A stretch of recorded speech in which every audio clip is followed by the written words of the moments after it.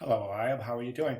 Hey, okay, so listen, we've been talking and doing a lot of research and having these discussions and these extended research projects and really digging under under the hood, so to speak, of portfolio and trying to figure out how to keep it relevant and keep it okay. And everybody's really doing a great job in this class. But I gotta say something here about your logo, okay? And boy, you're gonna be mad at me. But I gotta be honest. I just have to be honest, okay? Because I don't know what any other way to be. But I opened this up, and the first thing I thought when I first looked at it, as I said to myself, "Dear God, that airplane's on fire." And as you look at it, it certainly could be construed that way. I know they're wings. I know that. I get it. But they could be construed as flames, Eliab, and that is that's something I think that you want to stay away from. So for that reason, I recommend recomposing the logo. I think the Subtle Airways logo is fine without the plane and the wings on Subtle. I think it is. I think it's fine. I don't think you need these background swirls on all of your pieces. I think they're just too distracting.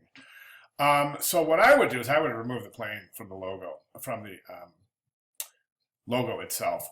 And then as we take a look at the assignment requirements, I'm sorry, you have right over here, I'm going to jump back to week one here, and we take a look at back in week one, and here's our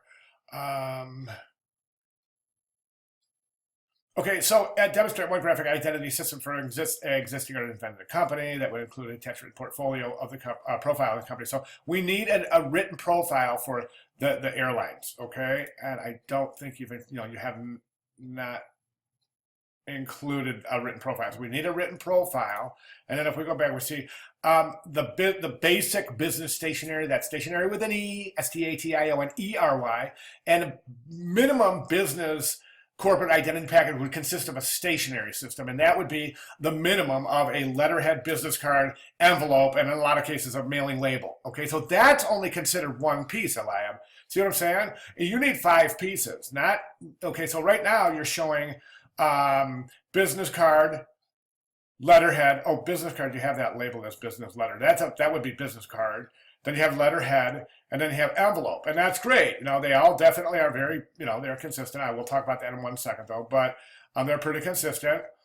So that's one piece, as we see, right? That's one piece, and then you only have the other. I don't know, cover literature. I'm not.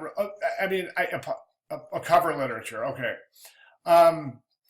So, I'm not real sure if that's a really great image to use either, because that plane's on such an angle that it looks, boy, this is just tough. It really is. It's tough because you got the flames coming out over here, and then you got this plane at an angle that looks almost like it's in distress. So I'm not so sure I would go that visual direction with this cover literature. I would stick with this. Get your letterhead business card envelope. Take a couple of images, professionally shot images, and of airliners on the runway or something, and Photoshop your logo right on the plane.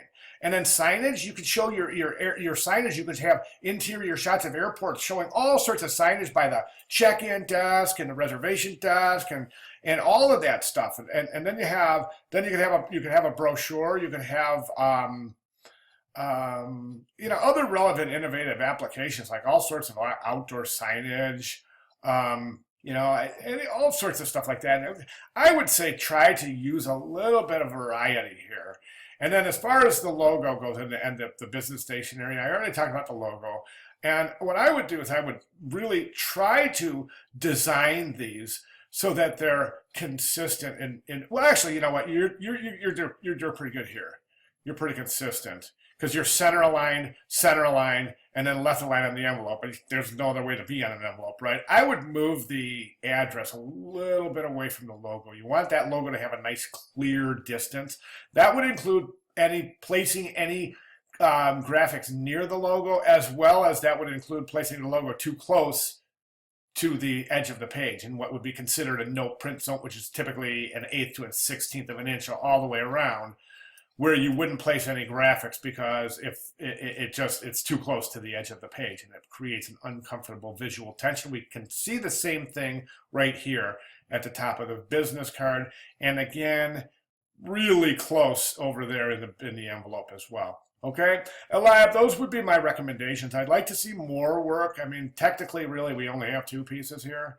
So keep my comments in mind. If you have any questions, comments, or concerns, please feel free to let me know. Okay, thanks.